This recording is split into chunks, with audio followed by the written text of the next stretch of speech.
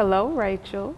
Hi. You shared a lot of things with me as your university supervisor, that just different issues you all had to handle in your classroom surrounding the presidential election and some of the comments that the students were making and just some different situations that occurred in your classroom. So I just want to start with you sharing some of that with us. So something I witnessed in my classroom, we had a student come in whose parents are not U.S. citizens and approach me and say, am I going to get deported?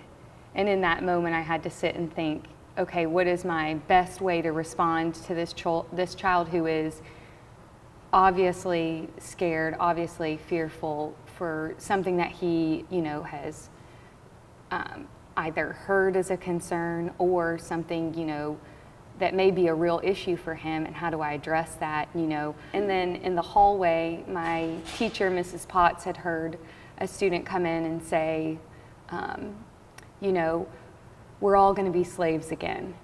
And I think that affected her, as in, there's some real fear going on right now in my classroom. And then we'd have another student come in and be like, yay, Trump won, so lots of different opinions coming into the classroom before the school day even started, and then watching how she managed that situation where people from all different backgrounds, all different belief systems can come in with such an opinion and that be the focus of the day, and how to address that in a way that's not partisan or, putting your own beliefs on people, but also easing the fears of real concerns of fifth graders trying to figure out who they are and what's going on in our country. How did she handle that situation?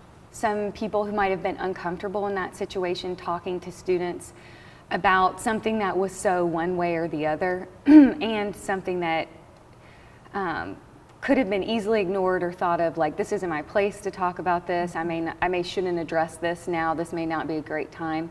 But she really took it upon herself to say, in order for us to move forward in learning today, this is a real concern. That was an important thing for me as a student to witness a teacher take the role on as, speaking into the lives of something that was maybe not an academic issue, but a social issue for kids, bringing in a valid concern they had. Obviously that was going to affect the way they learn. So I thought that was important, that she addressed the needs of the students rather than just shying away from what could be a controversial conversation. Yeah. Just because you may have a different opinion than me, I can still listen and appreciate what you're saying. And then it also just builds the sense of community within the classroom where everybody has a voice, everybody can share. What you've learned so far from being with Ms. Potts and observing how she handles diversity, how is that going to help you moving forward as a teacher with your own classroom? I know I will always probably have fear and doubts about doing things right and wrong, but I think it's kind of calmed me seeing someone kind of model that for me. It's calmed some of my fears about, okay, what if I do go into a classroom and I am different from, either my background is different or my beliefs are different.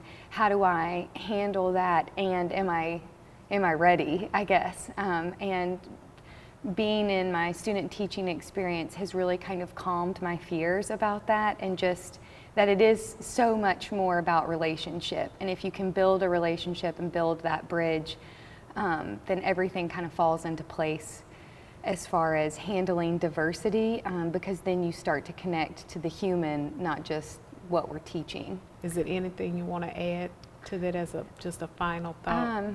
I think also, maybe it's also because of having the opportunity to speak about diversity inside our own classrooms and kind of share what we're seeing and what we're experiencing. That's been important to me, is not only that I've experienced these things in Ms. Potts' classroom, but that I have a place to discuss it with one of my professors or one of my teachers or one of my fellow students as well. That at Ole Miss, I felt like we could have that conversation about what we're seeing and what we're experiencing. Okay. Well, thank you, Rachel. Thank you, It was Dr. great talking Robinson. with you. You too. Okay.